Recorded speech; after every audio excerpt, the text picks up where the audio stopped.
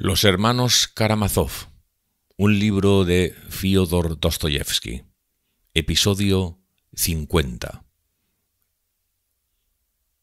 Libro 12. Un error judicial. 1.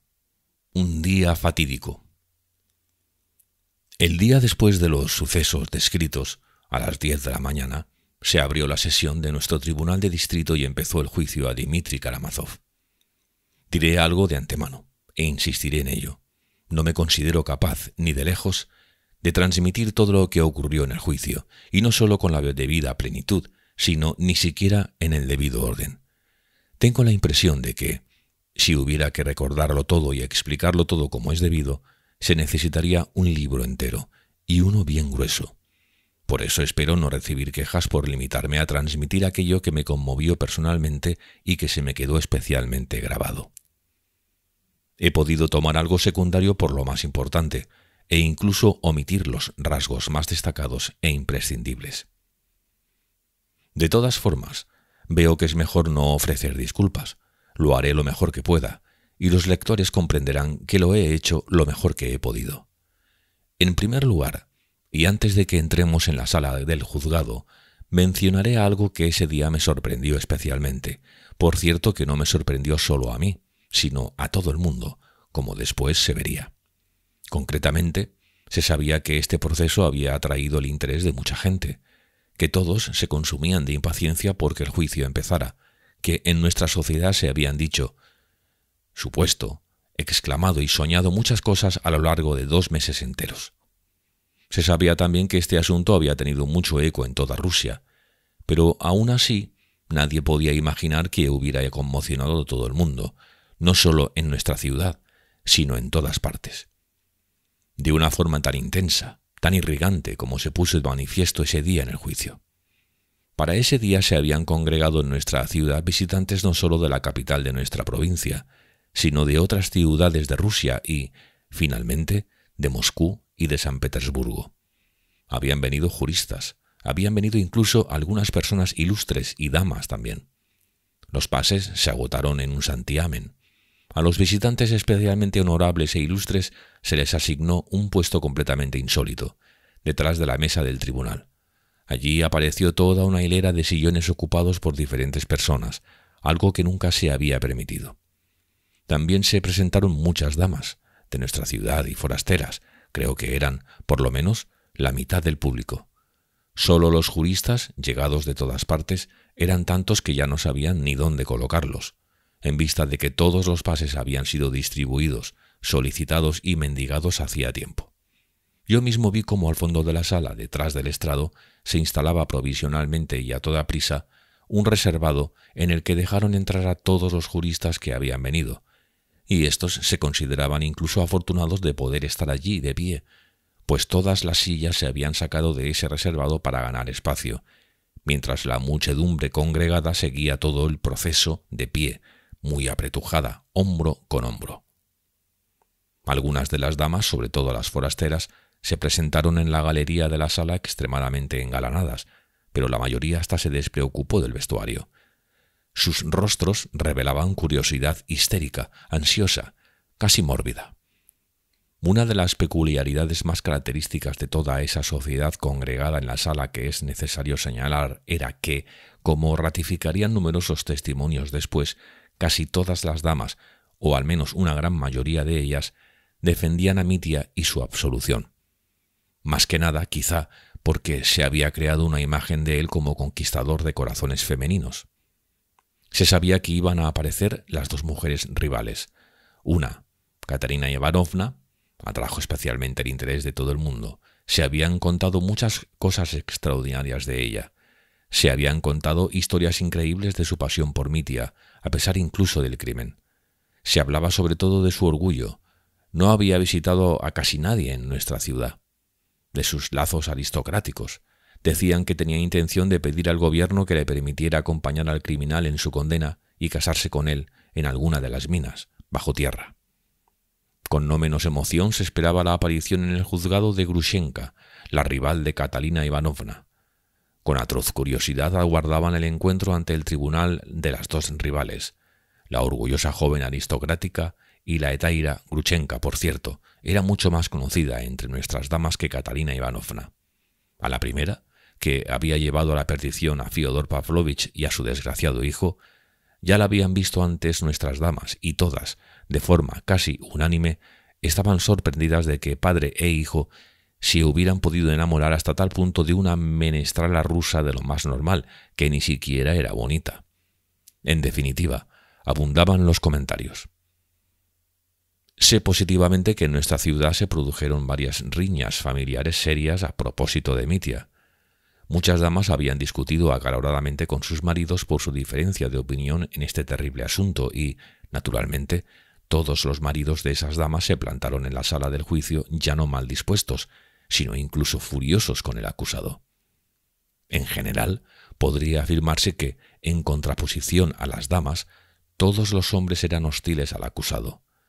Se veían caras adustas, ceñudas, otras llenas de rabia, y éstas eran la mayoría. Cierto es que Mitya se las había arreglado para ofender personalmente a un gran número de ellos durante su estancia entre nosotros. Naturalmente, algunos de los visitantes estaban casi divertidos y sentían gran indiferencia por el destino personal de Mitya, pero no así por el caso que se estaba examinando. Todos estaban interesados por su desenlace y la mayoría de los hombres deseaba decididamente que se castigara al criminal, excepto quizás los juristas, a quienes importaba no el aspecto moral del asunto, sino únicamente el plano jurídico contemporáneo, por así decir. A nadie dejó indiferente la llegada del célebre Fedotovich. Su talento era universalmente conocido y no era la primera vez que se desplazaba a provincias para defender una causa criminal de mucha resonancia.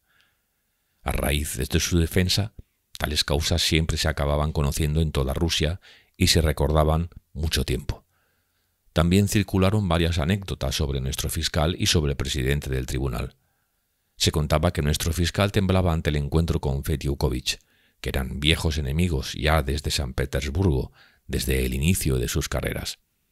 Que nuestro orgulloso Hipólit Kirílovich, que se había sentido permanentemente maltratado por alguien desde San Petersburgo debido a que su talento no había sido debidamente apreciado, había recobrado el ánimo con el caso de los Karamazov e incluso soñaba con dar un nuevo impulso, con este motivo, a su languideciente trayectoria, y lo único que le asustaba era Fetyukovich.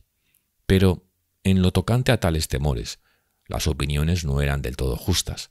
Nuestro fiscal no era de los que se achican ante el peligro. Al contrario, era de aquellos cuyo amor propio crece y cobra alas a medida que aumenta el riesgo. En general, hay que señalar que nuestro fiscal era demasiado impulsivo y enfermizante susceptible. En algún caso se había dejado el alma y había actuado como si de la sentencia dependiera todo su destino y toda su fortuna. En el mundo judicial se habían reído un tanto de él, pues gracias a esa cualidad nuestro fiscal se había granjeado cierta fama, una fama que distaba de ser universal, pero que era bastante mayor de lo que cabría suponer en vista de su modesto puesto en nuestro juzgado. Se reían sobre todo de su pasión por la psicología. En mi opinión, estaban equivocados. Nuestro fiscal, como hombre y como carácter, era bastante más serio de lo que muchos pensaban, me parece. El caso es que este hombre enfermizo no había sabido hacerse respetar desde los primeros pasos de su carrera, y así había seguido toda su vida.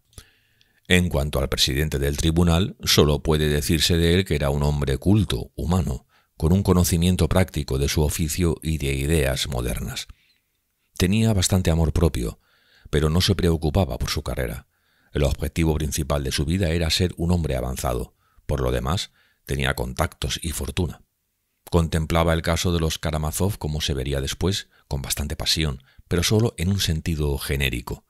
Le interesaba el fenómeno, su clasificación, su interpretación como un producto de nuestros principios sociales, como una característica del elemento ruso, etcétera, etcétera. Pero se refería con bastante indiferencia y abstracción al carácter personal del caso, a su tragedia, al igual que a la personalidad de los implicados, empezando por el acusado, como probablemente debía ser. Mucho antes de que hiciera su aparición en el tribunal, la sala estaba ya abarrotada. Era la mejor sala del juzgado, espaciosa, alta, con buena sonoridad. A la derecha de los miembros del tribunal, situados en un estrado, se habían dispuesto una mesa y 2 hileras de sillas para el jurado. A la izquierda estaba el banquillo del acusado y de su abogado. En el centro de la sala, cerca del tribunal, había una mesa con las pruebas materiales, donde se veían la bata de seda blanca ensangrentada de Fyodor Pavlovich, la ominosa mano de mortero de cobre con la que se había cometido el presunto asesinato, la camisa de Mitya con la manga manchada de sangre, su levita llena también de manchas de sangre en la parte de atrás, a la altura del bolsillo en el que había guardado el pañuelo ensangrentado, el propio pañuelo, todo rígido por la sangre y ya completamente amarillento, la pistola que Mitya había cargado en casa de Perjotín con ánimo de suicidarse y que le había quitado a escondidas Trifón Borisovich, en Mokroye, el sobre con la inscripción donde se habían preparado los 3000 rublos para Gruchenka y la fina cinta rosa que lo ataba y muchos otros objetos que ya no recuerdo. A cierta distancia, hacia el fondo de la sala, empezaban los asientos del público, pero delante de la balaustrada había varias sillas para aquellos testigos que, habiendo ya prestado testimonio, se iban a quedar en la sala. A las 10 entró el tribunal, formado por el presidente, otro miembro y un juez de paz honorario. Naturalmente, el fiscal apareció enseguida. El presidente era un hombre robusto, rechoncho, de estatura inferior a la media, con cara hemorroidal, de unos 50 años, cabello moreno con canas, muy corto, con una banda roja, ya no recuerdo de qué orden. En cuanto al fiscal, me dio la impresión a mí y a todo el mundo de que estaba un poco pálido, casi con la cara verde, por la razón que fuera, parecía haber adelgazado repentinamente, puede que en una sola noche, porque yo lo había visto 2 días antes con un aspecto bien distinto. El presidente empezó preguntando al secretario judicial si estaban presentes todos los miembros del jurado.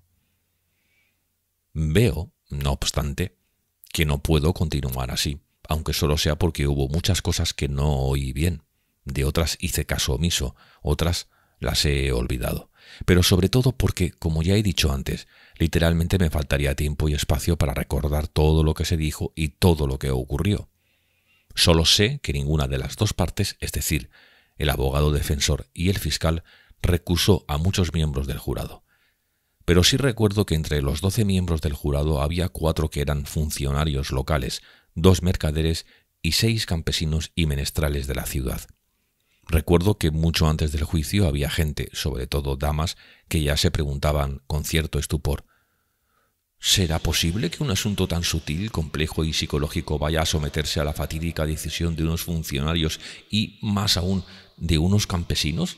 ¿Qué puede entender de todo esto un funcionario de esos y ya no digamos un campesino?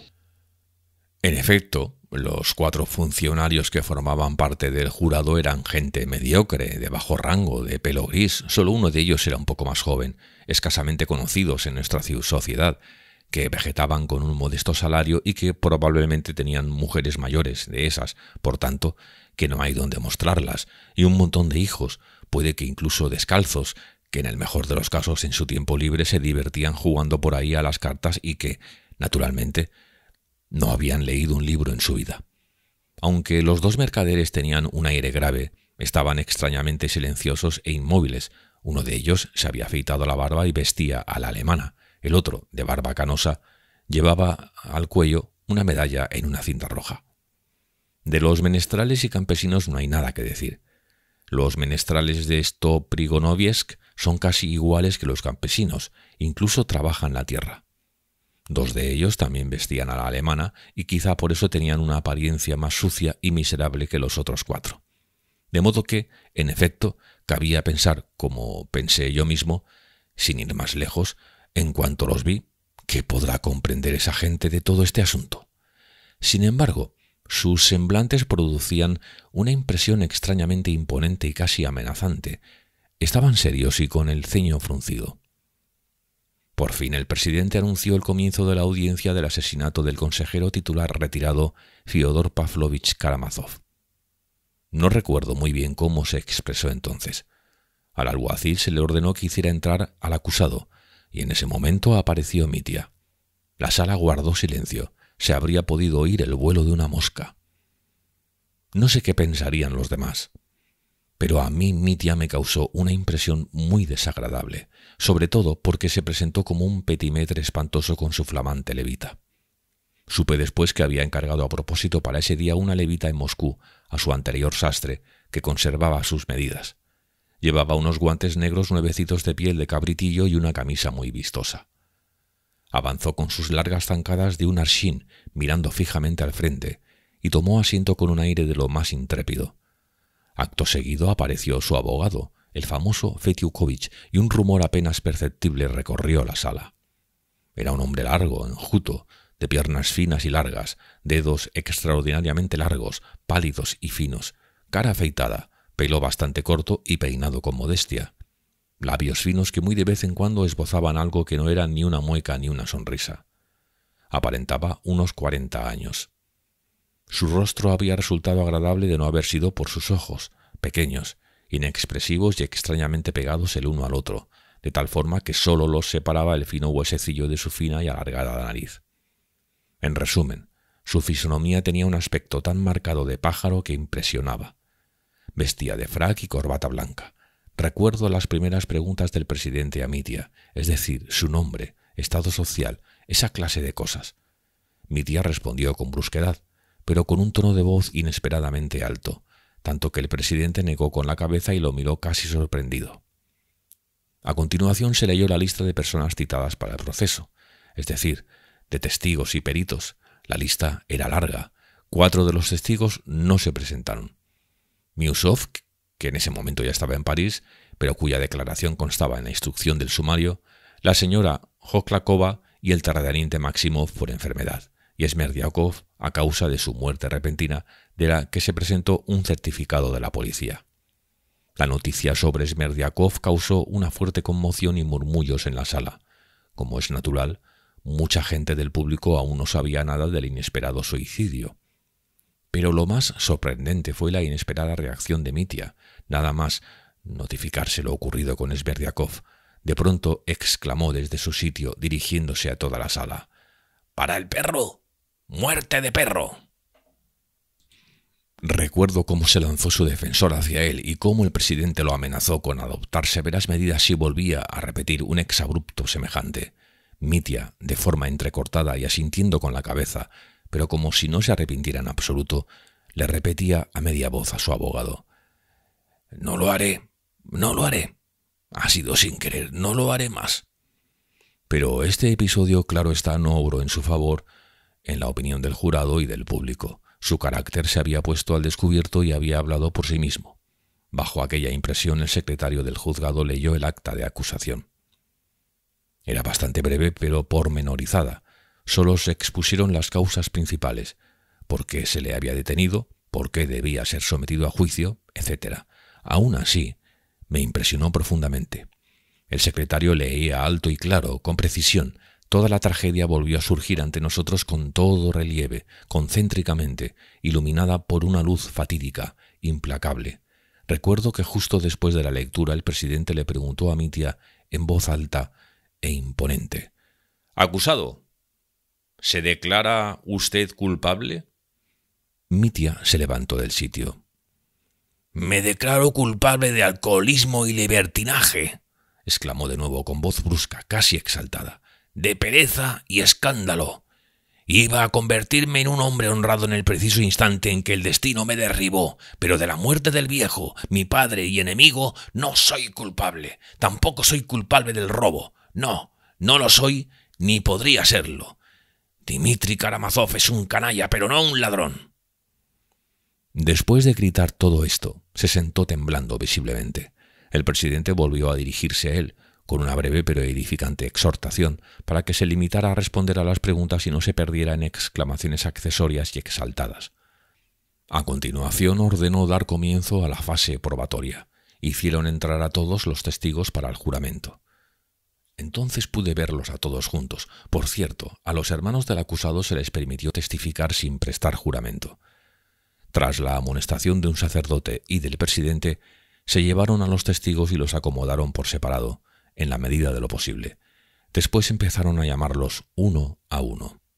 2. Testigos peligrosos. No sé si los testigos del fiscal y del defensor habían sido repartidos de alguna manera en grupos por el presidente ni en qué orden preciso se suponía que iban a ser llamados. pero debió de haber algo de esto. Solo sé que primero llamaron a los testigos de la fiscalía.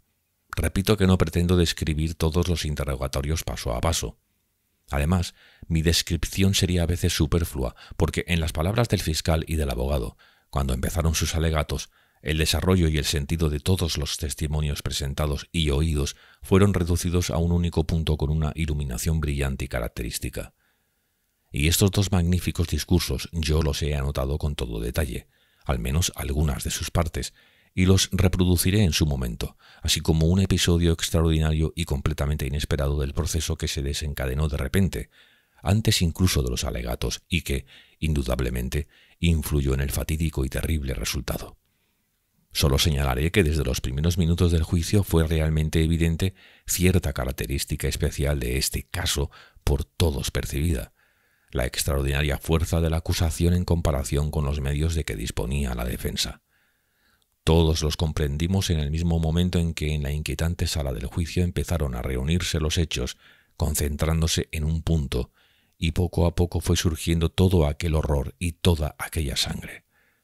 A todos debió de quedarnos claro ya desde los primeros pasos que estábamos ante un caso incuestionable, que no había dudas y que, en realidad, los alegatos no eran necesarios, que los alegatos se hacían solo por guardar las formas, pero que el criminal era culpable, manifiestamente culpable, definitivamente culpable.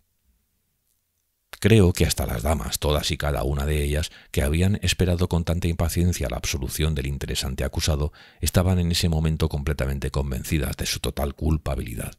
Es más, me parece que incluso se habrían sentido decepcionadas si su culpabilidad no hubiera quedado tan inequívocamente demostrada, pues en ese caso no causaría tanto efecto el desenlace, cuando el acusado fuera absuelto.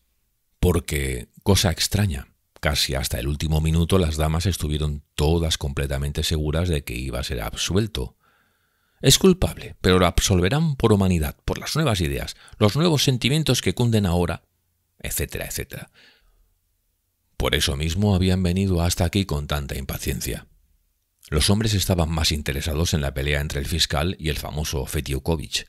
Todos estaban asombrados y se preguntaban qué podía hacer con un caso tan perdido, donde casi no había nada que hacer, incluso para alguien de su talento, y por eso seguían su actuación paso a paso y con tensa atención. Pero Fetiukovich, hasta el mismísimo final, hasta su último discurso, siguió siendo un misterio para todos. La gente con más experiencia presentía que tenía un sistema, que había preparado algo, que tenía un objetivo a la vista, pero fue prácticamente imposible averiguar cuál. No obstante, su seguridad y autosuficiencia sí saltaban a la vista. Además, todo el mundo advirtió con agrado que en el poco tiempo que llevaba entre nosotros, puede que apenas 3 días, había sido capaz de familiarizarse sorprendentemente con el caso y de examinarlo con todo detalle. Más tarde la gente contaría con fruición cómo, por ejemplo, había sabido confundir oportunamente a todos los testigos del fiscal, desconcertarlos en la medida de lo posible y, sobre todo, empañar ligeramente su reputación moral y, por lo tanto, su propio testimonio.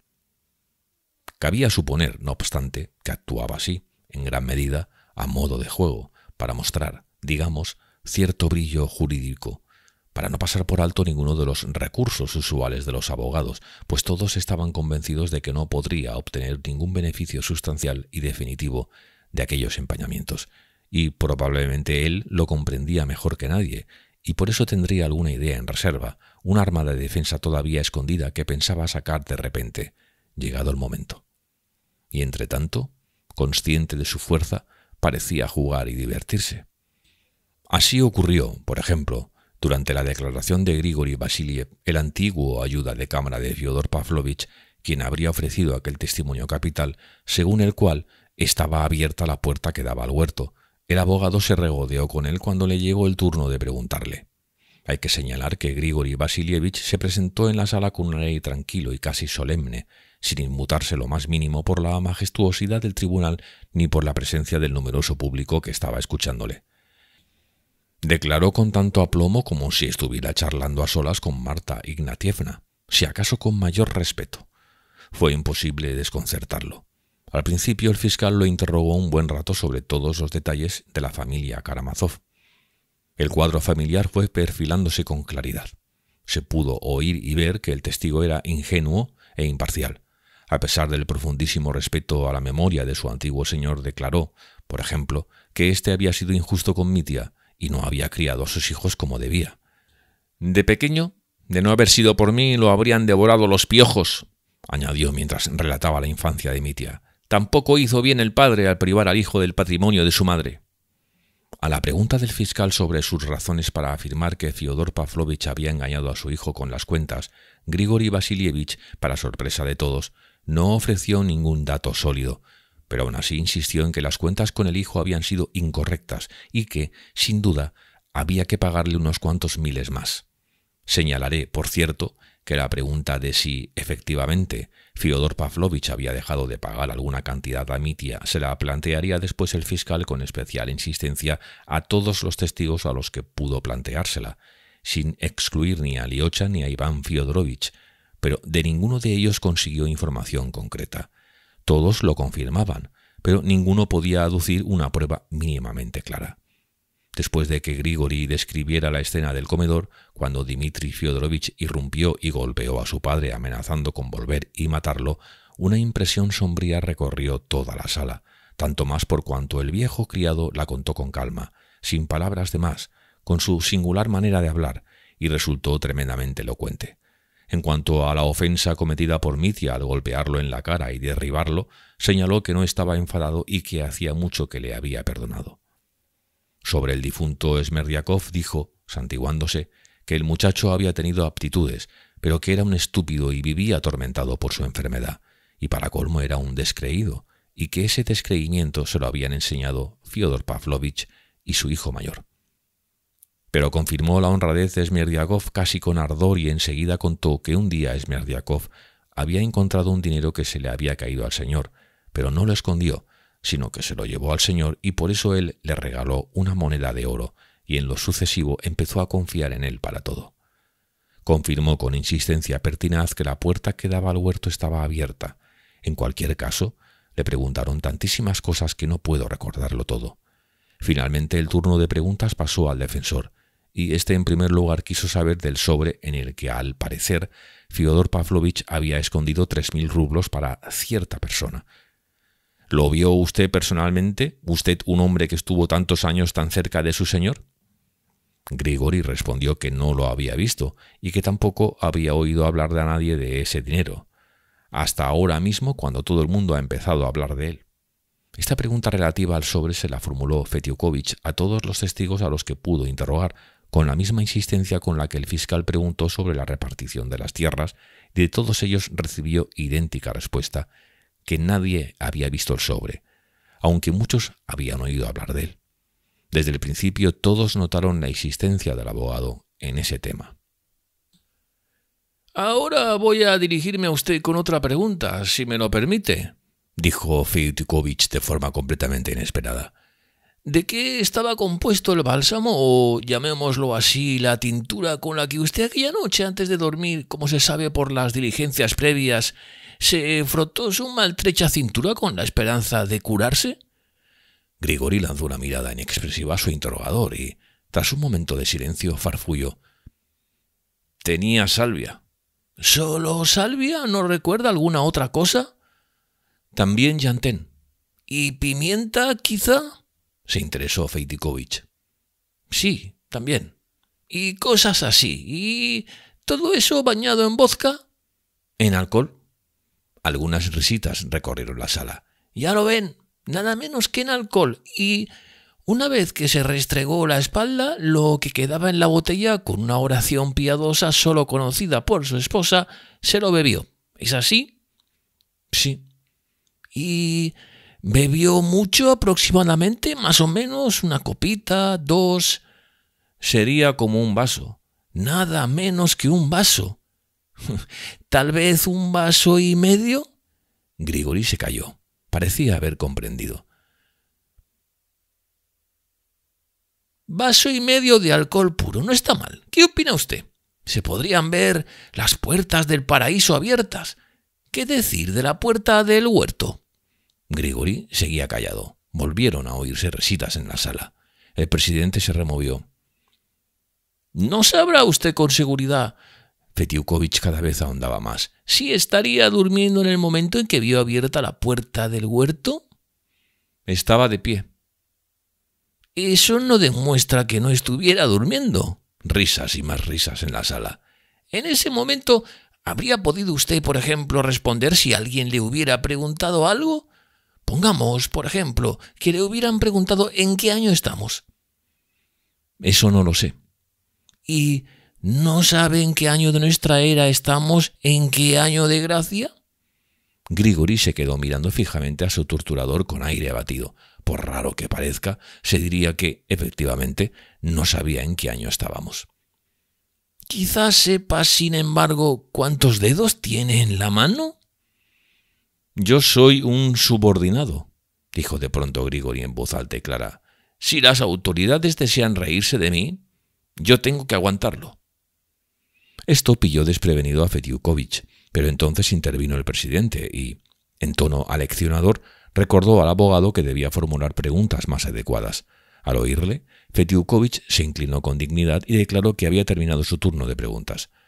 Por supuesto, en el público y en el jurado podía haber quedado una pequeña sombra de duda respecto al testimonio del hombre que había tenido la posibilidad de ver las puertas del paraíso en el curso de un determinado tratamiento y que, además, ni siquiera sabía en qué año de gracia estábamos, así que el defensor había alcanzado su objetivo, a pesar de todo. Pero antes de que Grigori se marchara, se produjo otro incidente. El presidente se dirigió al acusado y le preguntó si tenía algo que declarar en relación al testimonio. «Excepto lo de la puerta, todo lo que ha dicho es verdad», gritó Mitya. «Le agradezco que me quitara los piojos. Le agradezco que me haya perdonado el golpe que le di. El viejo ha sido honrado toda su vida y fiel a mi padre como 700 perros falderos». «Acusado, cuide ese vocabulario», dijo con severidad el presidente. «Yo no soy un perro faldero», gruñó Grigori. «En ese caso, yo sí lo soy», gritó Mitya. «Si ha podido sentirse ofendido, asumo la culpa y le pido perdón. He sido una bestia cruel con él. Con Esopo también fui cruel». «¿Con qué Esopo?», dijo otra vez severo el presidente. «Bueno, con Piegot, con mi padre, con Fyodor Pavlovich». Con aire imponente y aún más severo, el presidente avisó varias veces a Mitya de que debía escoger sus expresiones con más cautela. «Se está perjudicando a sí mismo por la opinión que puedan formarse sus jueces de usted». El abogado actuó con la misma destreza durante el interrogatorio del testigo Rakitine. Señalaré que Rakitine era uno de los testigos más importantes y, sin duda, de los más valorados por el fiscal. Resultó que él lo sabía todo. Sorprendentemente sabía muchas cosas, había estado en todas partes, lo había visto todo, había hablado con todos, conocía hasta el último detalle de la biografía de Fyodor Pavlovich y de todos los Karamazov. Es cierto que de la existencia del sobre de los 3000 rublos solo había oído hablar al propio Mitya. En cambio, describió al detalle las proezas de Mitya en la taberna Ciudad Capital, todas las palabras y gestos comprometedores de éste, y contó la historia del estropajo del capitán asistente Snegirov. En cuanto al otro punto especial de si Fyodor Pavlovich aún le debía algo a Mitya por las cuentas de las fincas, ni siquiera Rakitine pudo confirmar nada y se limitó a una serie de lugares comunes de carácter despectivo. ¿Quién podría aclarar cuál de ellos es culpable y calcular quién debe a quién en todo ese desbarajuste que son los Karamazov, donde nadie ha sido capaz de comprender ni definir nada? Pintó toda la tragedia del crimen que se estaba juzgando como un producto de las inveteradas costumbres del régimen de servidumbre y de una Rusia sumida en el desorden, que sufría sin las instituciones adecuadas. En una palabra, dejaron que se explayara. Fue en este proceso cuando el señor Rakitine se dio a conocer por primera vez y empezó a destacar. El fiscal sabía que el testigo estaba preparando para una revista un artículo sobre el presente crimen y más tarde, ya en su discurso, lo veremos después, citó algunas ideas de ese artículo, lo cual quiere decir que ya estaba familiarizado con él. El cuadro pintado por el testigo era tenebroso y fatídico y reforzaba en gran medida la acusación. En general, la exposición de Rakitine cautivó al público por su independencia de criterio y su insólita altura de miras. Se oyeron incluso 2 o 3 conatos de ovación espontánea, concretamente en los momentos en que se habló del régimen de servidumbre y del sufrimiento de Rusia a causa del desorden. Pero Rakitine, hombre joven al fin, sufrió un pequeño lapsus del que inmediatamente supo aprovecharse muy bien el defensor. Respondiendo a ciertas preguntas sobre Guchenka, Rakitine, dejándose llevar por su éxito, del que naturalmente era muy consciente, y por la altura moral a la que se sentía transportado, se permitió aludir a Guchenka con cierto desdén como la mantenida del mercader Samsonov. Más tarde habría dado cualquier cosa por poder borrar esas palabras, pues por ahí lo atrapó de inmediato Fediukovich. Y todo porque Rakitine no contó con que en un plazo tan breve de tiempo el abogado hubiera podido familiarizarse con el caso hasta en los detalles más íntimos. «Permítame saber», empezó el defensor con la sonrisa más amable e incluso respetuosa cuando le llegó el turno de hacer preguntas, «si es usted el mismo Rakitine cuyo folleto Vida del difunto Starets Padre Zósimo, editado por las autoridades diocesanas, lleno de ideas profundas y religiosas y con una excelente y piadosa dedicatoria a su ilustrísima el obispo, he leído recientemente con gran placer». «No lo escribí para ser impreso. Fue después cuando lo imprimieron», farfulló Rakitine, que parecía desconcertado y casi avergonzado. «¡Oh, es magnífico! Un pensador como usted puede e incluso debe tratar ampliamente cualquier fenómeno social. Su utilísimo folleto se distribuyó con el apoyo de su ilustrísima y ha sido relativamente beneficioso. Pero, ante todo, lo que yo quería saber de usted es esto. ¿Acaba usted de declarar que conocía bien a la señorita Svletova?» Resulta que el apellido de Grushenka era Svletova. Lo oí por primera vez ese día, durante el proceso. «No puedo responder por todos mis conocidos. Soy joven. ¿Y quién puede responder por todas las personas a las que trata?» Rakitine se sonrojó. «Comprendo. Lo comprendo muy bien», exclamó Fediukovich, como si él también estuviera confuso y tuviera prisa por disculparse. «Usted, como cualquier otro, también pudo sentirse interesado por conocer a una mujer y bella que gustosamente recibe en casa a la flor de la juventud local. Pero solo por informarme. Es sabido que hace unos 2 meses Svletova tenía unos deseos extraordinarios de conocer al joven de los Karamazov, a Alexei Fyodorovich, y que, solo por llevarlo a su casa y precisamente con el hábito monástico que solía vestir por entonces, prometió pagarle 25 rublos que le daría en cuanto se lo llevara. Esto, como es sabido, tuvo lugar justamente la tarde de ese día que acabó en la trágica catástrofe que es la base de la presente causa. Usted llevó a Alexei Karamazov a ver a la señora Svletova y ¿recibió usted entonces los 25 rublos de recompensa de manos de Svletova? Eso es lo que desearía saber de usted».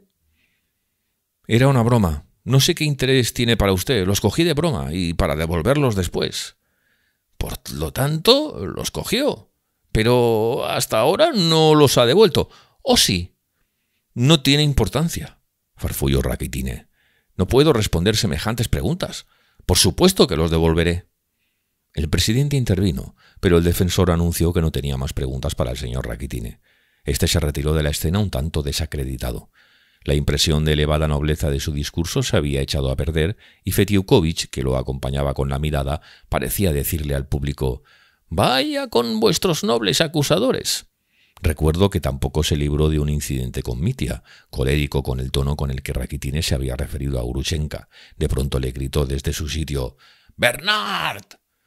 Cuando el presidente, una vez acabado el interrogatorio a Rakitine, se dirigió al acusado por si deseaba hacer alguna declaración, Mitya gritó con voz atronadora: «¡Estando ya procesado, ha venido a pedirme dinero prestado! Bernard, despreciable y oportunista, no cree en Dios y ha engañado a su ilustrísima». A Mitya, naturalmente, tuvieron que llamarlo de nuevo al orden por la violencia de sus expresiones, pero el señor Rakitine estaba acabado. Tampoco fue afortunado el testimonio del capitán asistente Snegiriov, pero por motivos muy diferentes. Compareció con la ropa destrozada y sucia, con las botas también sucias y, a pesar de todas las medidas de precaución y del examen previo, resultó estar completamente bebido. Preguntado por el agravio al que lo había sometido Mitya, de pronto se negó a responder. Que Dios le guarde, señor, y Liusheka no me lo permite. Dios me lo premiará. ¿Quién no le permite hablar? ¿A quién se refiere? Irusheka, mi hijo. Papi, papi, ¿cómo te han humillado? En la roca, lo dijo. Ahora se está muriendo, señor. El capitán asistente de pronto empezó a sollozar y desplomó a los pies del presidente. Se lo llevaron rápidamente entre las risas del público. El fiscal no consiguió causar la impresión que había buscado. El abogado continuaba aprovechando todas las posibilidades y cada vez nos sorprendía más con su conocimiento del caso hasta en el más mínimo detalle. Así, por ejemplo, la declaración de Trifón Borisovich produjo una fuerte impresión y, como es natural, fue extraordinariamente desfavorable para Mitya.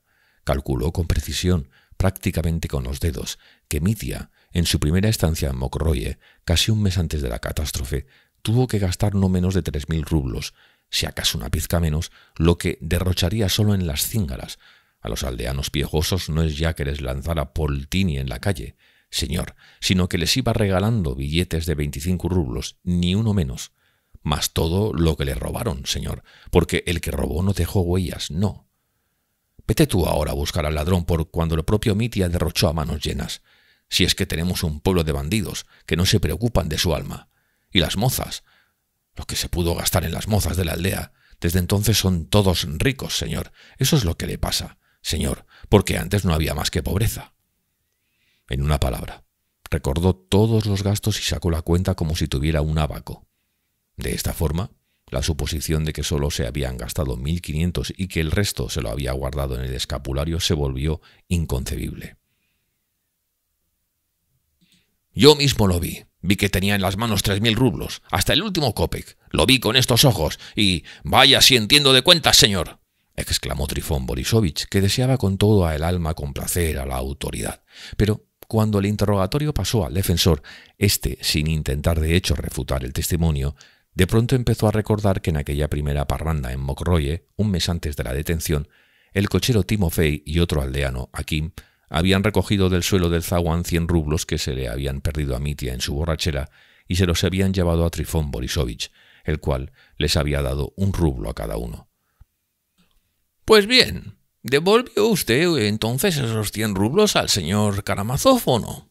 Trifón Borisovich intentó eludir la cuestión, pero una vez que se hubo interrogado a los aldeanos, tuvo que reconocer que habían aparecido esos 100 rublos y se limitó a añadir que le había devuelto todo el dinero religiosamente a su dueño y que lo había hecho por pura honradez, porque lo que era el propio Dmitri Fyodorovich, que estaba completamente borracho, difícilmente iba a poder acordarse. Pero, en vista de que antes de que llamaran a testificar a los aldeanos había negado el hallazgo de los 100 rublos, su declaración sobre la devolución del dinero al embriagado Mitya fue puesta, lógicamente, en tela de juicio. De este modo, uno de los testigos más peligrosos presentados por la Fiscalía se retiró bajo sospecha y con la reputación fuertemente dañada. Lo mismo ocurrió con los polacos. Estos comparecieron con aire orgulloso e independiente. Declararon en voz alta que, en primer lugar, ambos servían a la corona, que Pan Mitya les había ofrecido 3.000 rublos para comprar su honor y que habían visto mucho dinero en sus manos. Pan Musialowicz intercaló muchísimas palabras polacas en sus frases y al ver que eso lo engrandecía a ojos del presidente y del fiscal, definitivamente cobró nuevos ánimos y se puso a hablar solo en polaco. Pero Fetiukowicz también los atrapó en sus redes. Por muchas vueltas que le quiso dar Trifón Borisovich, a quien habían llamado de nuevo, al final tuvo que reconocer que Pan Wróblewski había sustituido su baraja de cartas por una propia y que Pan Musialowicz, llevando la banca, había hecho trampas. Esto lo corroboró Kalganov cuando le llegó el turno de prestar declaración, y ambos panowie se retiraron cubiertos de vergüenza y acompañados de las risas del público. Y fue sucediendo lo mismo con todos los testigos más peligrosos. Fetiukowicz supo denigrar moralmente a cada uno de ellos y hacer que se marcharan después con el rabo entre las piernas. Los aficionados y los juristas estaban admirados, aunque seguían sin entender si todo eso podría servir para algo importante y decisivo, pues repito que todos eran conscientes de que la acusación, que iba creciendo cada vez más y haciéndose más trágica, era irrefutable. Pero, viendo el aplomo de aquel gran mago, se daban cuenta de que él estaba tranquilo y seguían confiando. Un hombre así no había venido desde San Petersburgo en vano. no era aquel un hombre de los que se vuelven con las manos vacías. 3. El informe médico y una libra de nueces. El informe médico pericial tampoco ayudó mucho al acusado. Parecía que el propio Feitukovich no contaba mucho con él, como se vio más tarde. Originalmente se había realizado a petición de Catalina Ivanovna, que había hecho venir expresamente a un médico de renombre desde Moscú. La defensa, naturalmente, no tenía nada que perder y, en el mejor de los casos, sí podía ganar alguna cosa. De todos modos, se produjo una situación un tanto cómica a causa precisamente de cierta discrepancia entre los médicos. Los peritos eran el célebre doctor venido de Moscú, nuestro doctor Herzenstube, y, finalmente, el joven médico Barvinsky. Estos dos últimos figuraban también como simples testigos de la fiscalía. El primer interrogado en calidad de perito fue el doctor Herzenstube, un septuagenario canoso bastante calvo, de estatura mediana y complexión fuerte. En la ciudad se le valoraba y respetaba mucho. Era un médico concienzudo, un hombre bueno y devoto, una especie de Herrnhuter o hermano moravo, no lo sé con certeza. Vivía en nuestra ciudad desde hacía mucho y se comportaba con extraordinaria dignidad. Era bondadoso y filántropo, trataba a los enfermos pobres y a los campesinos gratuitamente. Los visitaba en sus covachas e isbas y les dejaba dinero para medicinas, aunque también era tozudo como una mula. Como se le metiera algo en la cabeza, era imposible hacerle cambiar de idea. Por cierto que ya casi toda la ciudad sabía que el célebre médico forastero, en los apenas 2 o 3 días que llevaba entre nosotros, se había permitido ciertos comentarios muy ofensivos respecto a las capacidades del doctor Herzenstube. El caso era que, aunque el médico moscovita perdía no menos de 25 rublos por visita, algunos en la ciudad se alegraron de su presencia, no escatimaron su dinero y corrieron a pedirle consejo. A todos estos enfermos los había tratado antes el doctor Herzenstube, claro está, y en todas partes el médico de renombre criticaba con excesiva brusquedad sus tratamientos. Al final, en cuanto aparecía un enfermo, le preguntaba directamente: «Bueno, ¿quién le ha estropeado así, Herzenstube?»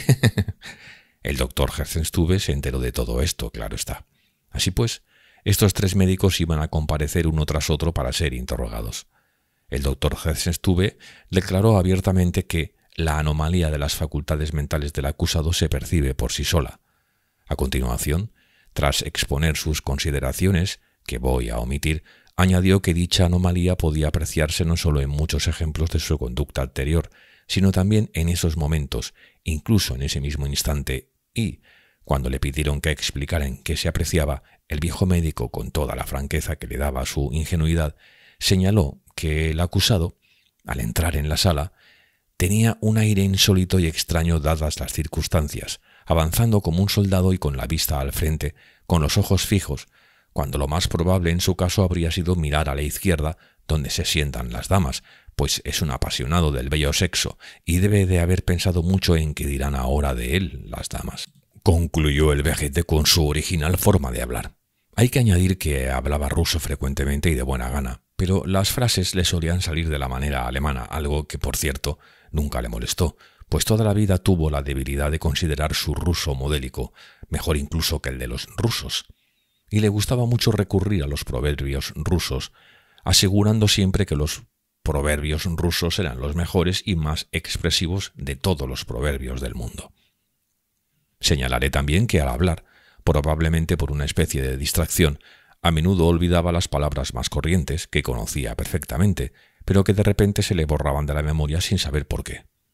Por otra parte, solía ocurrirle lo mismo cuando hablaba en alemán y entonces siempre manoteaba delante de su cara, como si buscara atrapar la palabra perdida, y ya nadie podía hacerle continuar la frase empezada mientras no diera con la palabra desaparecida.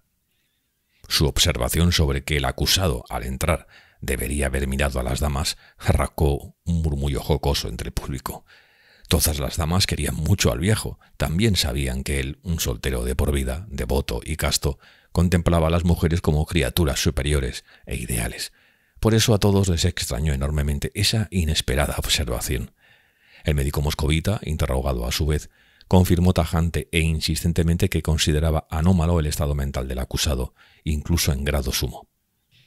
Habló mucho y sabiamente del arrebato y la manía, y concluyó que, según todos los datos reunidos, El acusado, ya varios días antes de su detención, se encontraba en un estado evidente de arrebato enfermizo y, si cometió un crimen, aunque tenía conciencia de lo que hacía, actuó de forma prácticamente involuntaria, sin ninguna fuerza para oponerse a la malsana inclinación moral que se había apoderado de él. Además del arrebato, el médico había detectado en él una manía que pronosticaba, según sus palabras, un camino directo a la demencia completa. Lo transmito con mis propias palabras. El médico se explicó con vocabulario marcadamente científico y especializado. Todas sus acciones son contrarias al sentido común y a la lógica. No estoy hablando de lo que no he visto, es decir, del crimen en sí y de toda esa catástrofe, pero incluso anteayer, mientras hablaba conmigo, su mirada era inexplicable e inmóvil, risas inesperadas cuando no venían a cuento, irritación continua e incomprensible, palabras extrañas, que si Bernard, que si ética y otras innecesarias.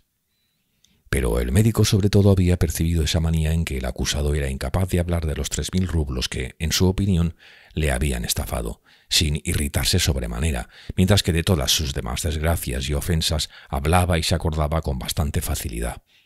Finalmente, según los informes, había sido siempre así. Cada vez que se hacía referencia a los 3.000 rublos parecía volverse frenético, aunque al mismo tiempo no faltaban los testimonios de que era desinteresado y desprendido.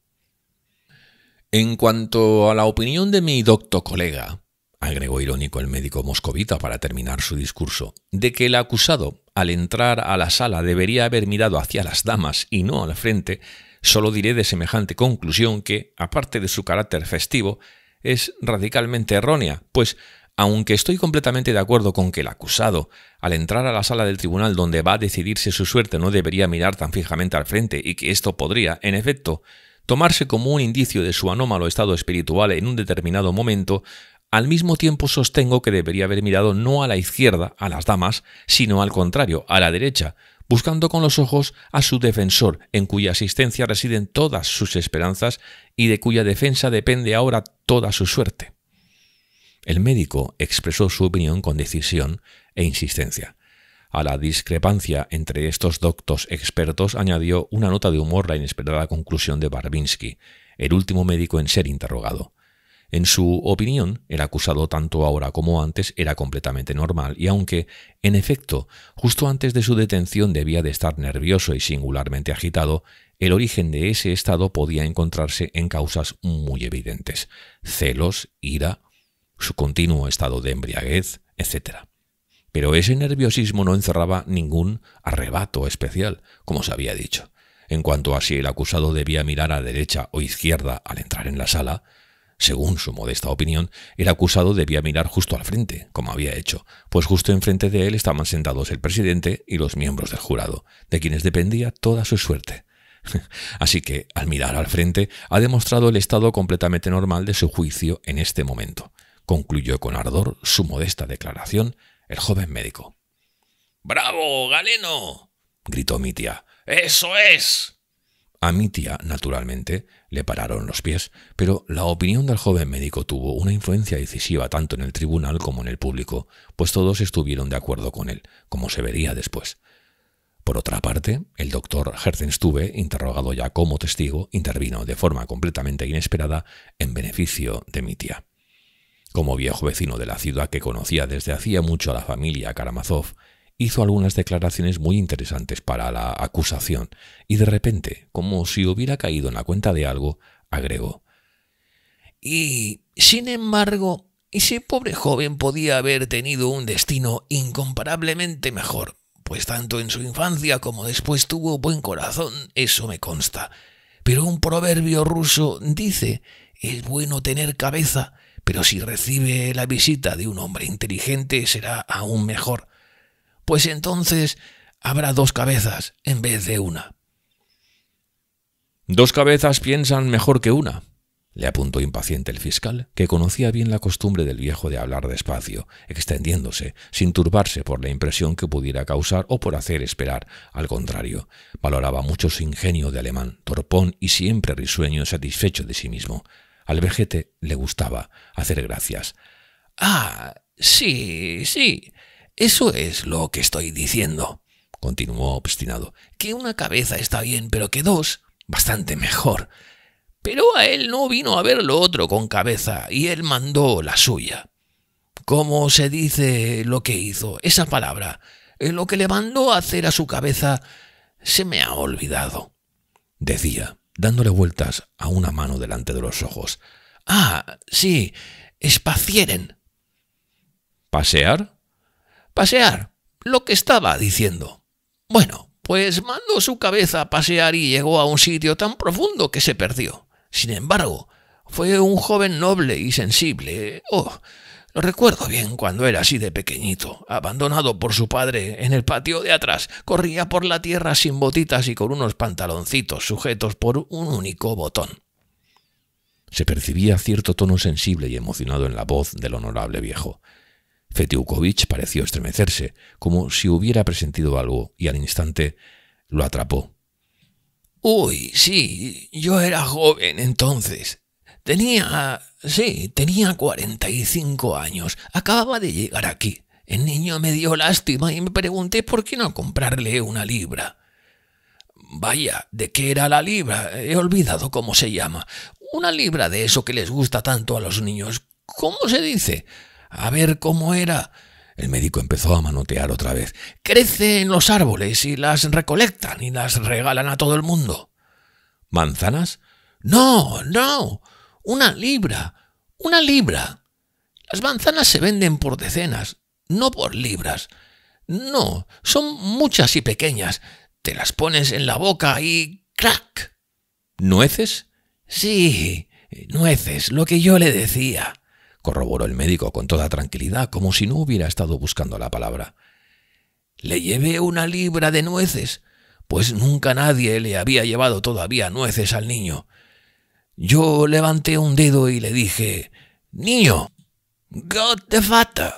Y él se echó a reír y dijo: «Gott der Vater, Gott der Sohn». Volvió a reírse y balbuceó: «Gott der Sohn, Gott der Heilige Geist». Se rió aún más y pronunció como pudo: «Gott der Heilige Geist». Y me fui. 2 días pasó por allí y él me grita: «Señor, Gott der Vater, Gott der Sohn». Solo se olvidó de Gott der Heilige Geist, pero yo se lo recordé. Y volvió a darme mucha pena, pero se lo llevaron. No lo vi más. Y he aquí que pasan 23 años y estoy una mañana en mi despacho ya con el pelo blanco y de pronto un joven lozano, al que no reconocí, pero él alzó un dedo y dijo, riéndose: «Gott der Vater, Gott der Sohn, Gott der Heilige Geist». Acabo de llegar y he venido a darle las gracias por la libra de nueces, pues nunca nadie me había comprado nueces y usted fue el único que lo hizo. Entonces me acordé de mi feliz juventud y de un pobre niño sin botitas en un patio, y el corazón me dio un vuelco y le dije: «Eres un joven agradecido si toda la vida has recordado esa libra de nueces que te regalé en tu infancia». Lo abracé y lo bendije y rompí a llorar. Él se reía, pero también lloraba. Pues con mucha frecuencia los rusos ríen cuando hay que llorar. Pero él estaba llorando. Yo lo vi y ahora... ¡ay! También ahora estoy llorando, alemán. También ahora estoy llorando. Eres un hombre de Dios. Sea como fuere, la anécdota causó en el público una impresión favorable, pero el principal efecto a favor de mi tío lo causó el testimonio de Catalina Ivanovna, que ahora contaré. En general, cuando empezaron los testigos a descargar, es decir, los citados por el abogado defensor, el destino parecía sonreír a mi tía de veras y, lo que es más notable, de forma inesperada incluso para la defensa. Antes de Catalina Ivanovna había sido interrogado Aliocha, quien de repente había recordado un hecho que parecía incluso un testimonio positivo en contra de uno de los puntos más importantes de la acusación.